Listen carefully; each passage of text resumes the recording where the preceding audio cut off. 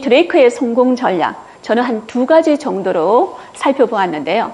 첫 번째 성공 전략은 모험을 감수하랍니다.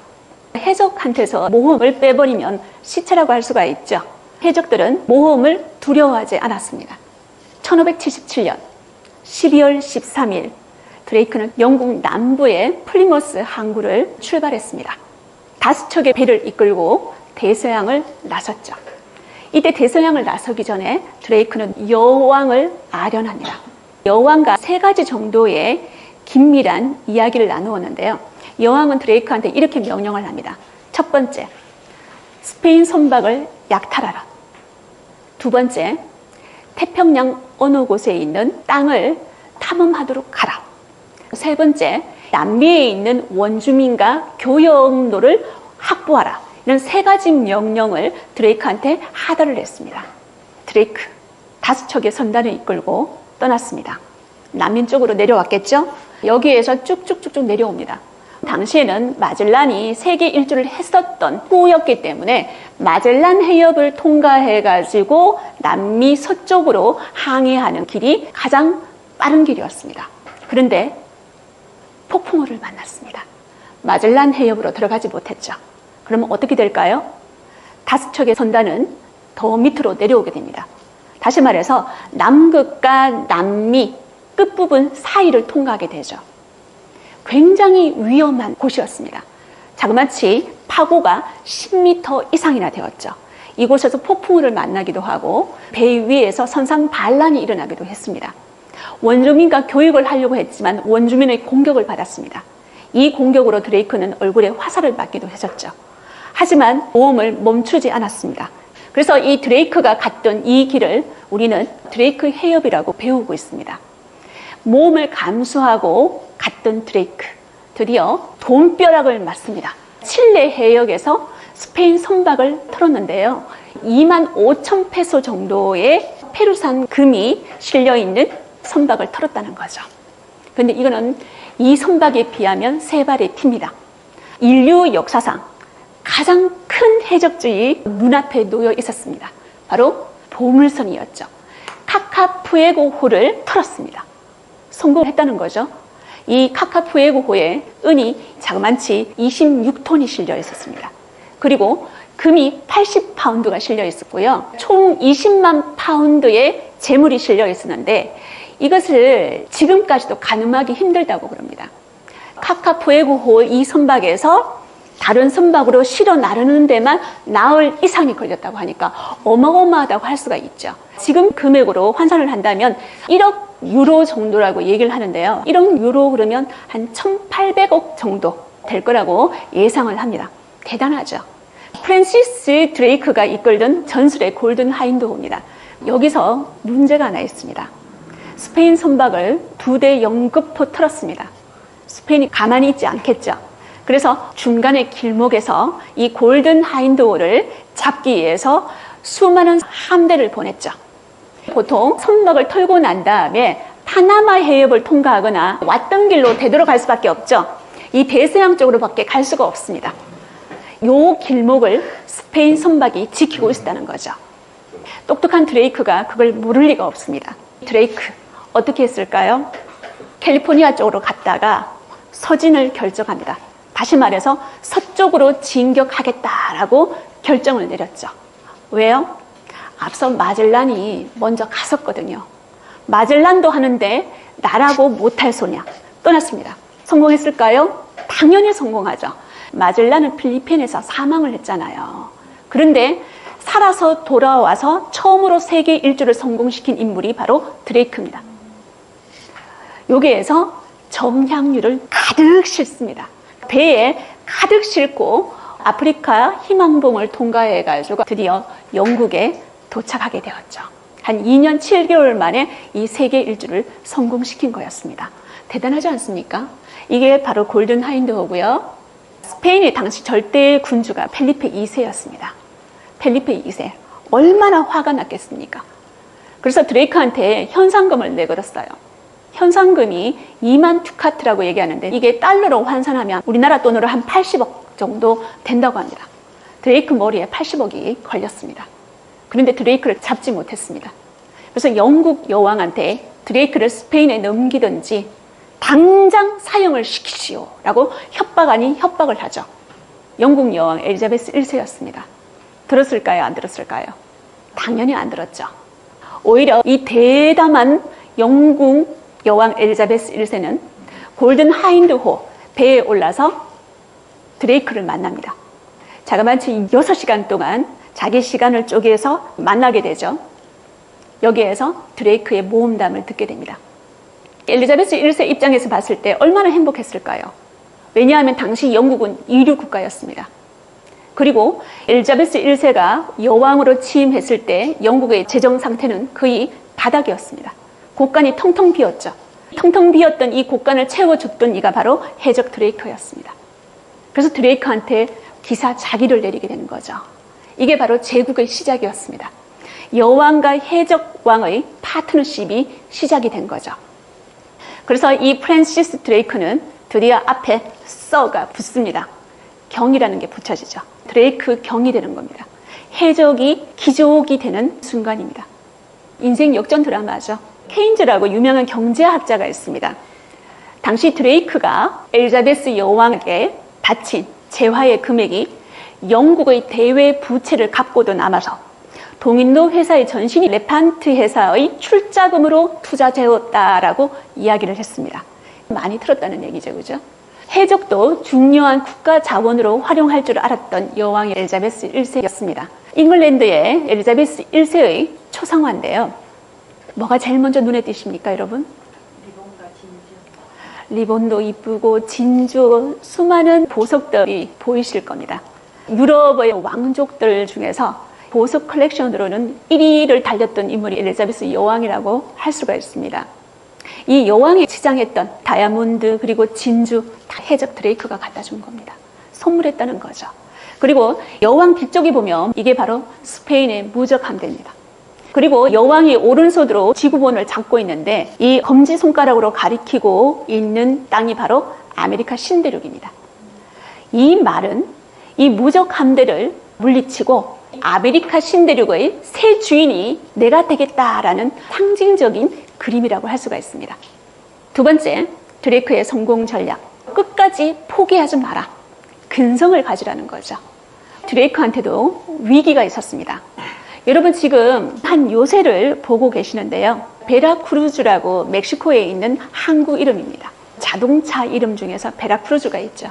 이 베라크루즈는 진짜 십자가 이런 뜻이죠. 진짜 십자가, 리얼 십자가라는 뜻입니다. 이 베라크루즈가 있는 곳이 멕시코고요. 이 요새 이름은 산후안 데 울루아라는 요새입니다. 그러면 스페인은 왜 이곳에다가 요새를 만들었을까요? 멕시코는 원래 아즈텍 문명이 있었던 곳입니다. 이 아즈텍 문명을 파괴했던 이가 역시 스페인이었습니다. 그리고 멕시코에 있는 수많은 보물, 특히 황금을 실어 날렸죠. 실어 나를 때 사용했던 항구가 바로 이 베라크루즈 항구였습니다. 수많은 해적대들이 이곳에 오겠죠. 그래서 해적대들로부터 자국의 선박을 보호하기 위해서 이 요새를 만들었다는 겁니다. 그런데 이 베라크루즈 주변 해역에서 존 호킨스와 함께 드레이크가 죽기 일보 직전까지 갔습니다. 자신들이 가지고 있던 모든 선박이 괴멸되었습니다. 그리고 가까스로 목숨을 구해서 영국에 오게 되었죠. 베라크루즈에서 있었던 드레이크의 위기는 평생 드레이크한테 스페인에 대한 복수심을 가지게 만들었습니다. 그리고 그의 좌우명이 바뀌었습니다. 한 놈만 팬다. 그 한 놈 바로 스페인이었다는 거죠. 캐리비안의 해적 드레이크입니다. 이 캐리비안에 가면은 이렇게 수많은 섬과 암초들이 있습니다. 이 암초들을 헤쳐나가면서 드레이크가 해적질을 했다는 거죠. 바로 스페인만 팼습니다. 당시 드레이크의 해적질은 여왕의 후원하에, 허락하에 이루어졌던 거죠. 엘리자베스 여왕은 반스페인 정책을 했었는데요. 첫 번째, 드레이크를 옹으로 했습니다. 펠리페 2세가 사형을 시키시오, 잡아들이시오라고 했는데 절대로 잡아들이지 않았죠. 오히려 기사 자기를 주면서 스페인을 농락했습니다. 두 번째, 당시 네덜란드는 스페인의 식민지였습니다. 신교 국가였죠. 그래서 같은 신교 국가였던 영국이 네덜란드 독립을 뒤에서 몰래 지원해 줍니다. 그리고 세 번째, 펠리페 2세가 청혼을 했지만 엘자베스 1세는 거절합니다. 이 모든 것이 합쳐져서 결국 스페인과 격돌이 만들어집니다. 잉글랜드 대 스페인. 축구 경기 해도 재밌지 않겠습니까? 축구 경기를 하면 잉글랜드가 이깁니까? 스페인이 이깁니까? 스페인이 이길 것 같습니까? 오늘은 축구 경기가 아니라 진짜 전쟁이 이루어집니다. 스페인의 무적 함대와 격전지를 담아봤습니다. 우선 두 나라의 전력부터 분석을 해보겠습니다. 제일 위에 잉글랜드입니다. 잉글랜드의 전력은 굉장히 초라하죠. 전함 80척에 수병이 8,000명 정도의 전력을 가지고 있습니다. 그런데 이 당시 전함들은 전부 다 사락선이었습니다. 해적들의 배였다는 거죠. 그리고 이 수병들을 이끌었던 사람들은 전부 다 사락선의 선장들이었습니다. 해적과 해적 선장들이 주력 부대였다는 거죠. 두 번째, 스페인의 무적 함대 아르마다입니다. 전함 130척을 가지고 있고요. 수병이 8,000명, 보병이 18,000명입니다. 어마어마하죠. 대포 2,000문이 달린 그런 선박들을 가지고 영국으로 쳐들어오기 시작했습니다. 그러니까 전력상으로 봤을 때는 게임이 안 되었습니다. 그런데 여기에서 우리가 하나 알아둬야 될 것은 이 보병 18,000명을 가지고 왔다는 것은 백병전에서 승부를 보겠다는 거죠. 배와 배를 붙여서 접근전을 시도해가지고 배 위에 올라타서 영국을 무너뜨리겠다는 겁니다. 그리고 영국에 상륙하겠다는 의도가 여기에 보여지게 되었다는 거죠. 근데 과연 스페인의 뜻대로 되었을까요? 여기에서 무적 함대가 출발을 했습니다. 그런데 뜻하지 않게 드레이크가 길목을 지키고 있습니다. 당시 드레이크는 이 무적 함대와의 전쟁에서 사령관이 아니라 부사령관을 역임을 했습니다. 드레이크입니다. 드레이크의 작전, 해적들의 전형적인 전술이죠. 히텐드른입니다. 치고 빠지는 작전이죠. 얼마나 잘했을까요? 스페인 무적 함대가 정신줄을 놓게 됩니다. 당시 이 스페인의 무적 함대는 수많은 피해를 입고 네덜란드의 스페인 주둔군하고 합류를 해가지고 영국에 상륙시키겠다라는 작전을 다시 짜게 되죠. 그래서 칼레항에 입항을 하게 되었습니다. 여기에서 정박을 하고 있었죠. 이때 야밤에 드레이크가 들이닥치게 되는 거죠. 이때 드레이크가 사용했던 작전, 화공 전술이었습니다. 선박에다가 화약과 기름을 잔뜩 발라가지고요, 불을 질러서 칼레항에 정박 중이던 스페인 무적 함대에 보내게 되는 거죠. 얼마나 놀랐을까요? 혼비백산을 했습니다. 닻을 끊고 주랭랑을 치기 시작했죠. 이 칼레 해전 같은 경우는 세계 3대 해전 중에 하나입니다. 살라미스 해전이 있고 트라팔카 해전이 있고, 그리고 이 칼레 해전, 세계 3대 해전사에 빛나는 그곳에 해적 드레이크가 있었다는 거죠. 최강의 해적에게 당하는 세계 최강의 무적 함대를 여러분은 지금 보고 계십니다. 바로 서양판 적벽 대전이 있었다는 거죠. 이렇게 칼레항 여기에서 스페인은 큰 손실을 입습니다. 그리고 스코틀랜드와 아일랜드 북쪽으로 도망가게 되었습니다. 이쪽으로 갈 수밖에 없었어요. 바람의 방향이 이쪽으로 불기 때문에. 그런데 여기에서 폭풍우를 만났습니다. 수많은 무적 함대들이 괴멸을 당했습니다. 그리고 겨우겨우 몇 척만 살아서 본국으로 돌아오게 되었죠.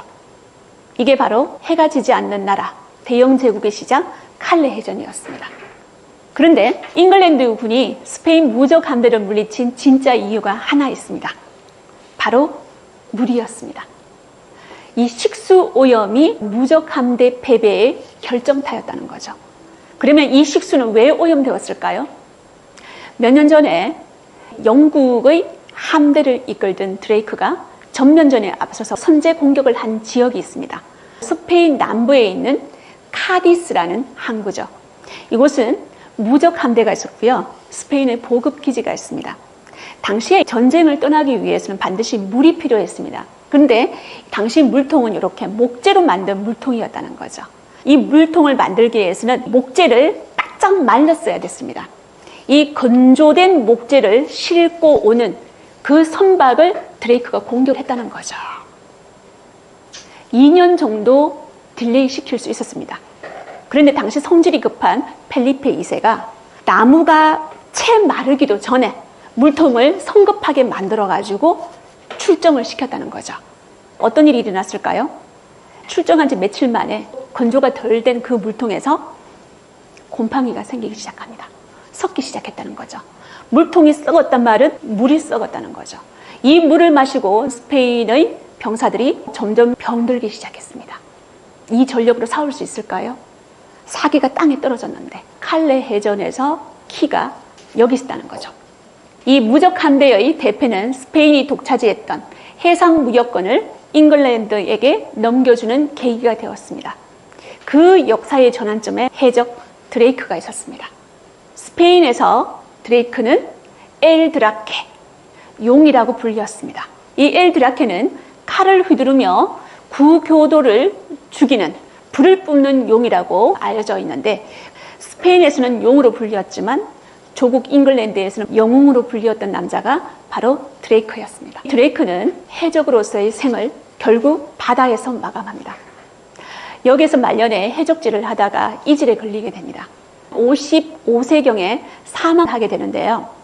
이 해적 드레이크의 시신을 납으로 만든 관에 넣어가지고 여기 보면은 포르토벨로라는 지역이 있습니다. 이 지역에다가 수정을 시켰습니다. 아직까지 다이버들이 이 바다 속에서 드레이크의 관을 찾고 있다고 합니다. 과연 찾아질까요? 해양탐험가 월터 롤리 경을 여러분한테 소개합니다. 영국에서도 굉장히 유명한 인물이죠. 엘자베스 1세 때 아메리카의 첫 식민지를 개척했던 인물이 월터 롤리 경이었습니다. 엘자베스 1세가 처녀였잖아요.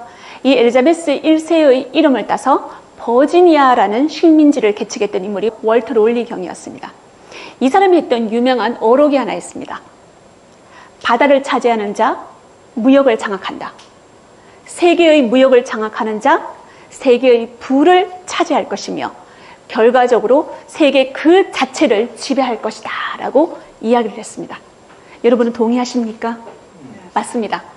그래서 영국은 전 세계 4분의 1을 차지했던 대영 제국을 만들어냈습니다. 그 대영 제국의 한가운데에 엘자베스 1세와 해적 드레이크가 있었습니다.